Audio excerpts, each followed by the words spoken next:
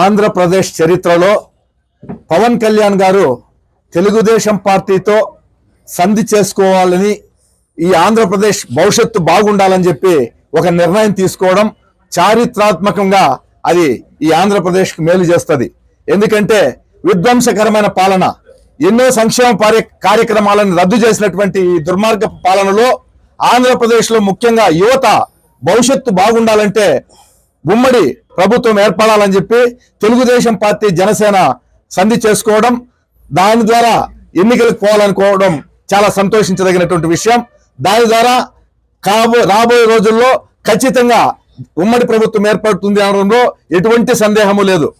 ఈ నియోజకవర్గంలో జనసేన పార్టీ తరపున మొట్టమొదటి నుండి మిత్రుడు మహేష్ చాలా రోజులుగా ఒక నిత్య సైనికుడిలాగా కష్టపడుతున్నాడు.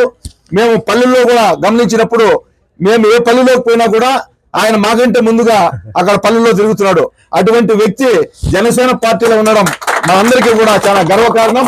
ఇటువంటి కార్యకర్తలు ఉండడం వల్లనే తెలుగుదేశం పార్టీలో కానీ జనసేన పార్టీలో కానీ ఈ రోజు కార్యకర్తల బలంతో ఈ రోజు ధైర్యంగా ప్రభుత్వం ఏర్పడుతుంది అని చెప్పగలుగుతున్నాం.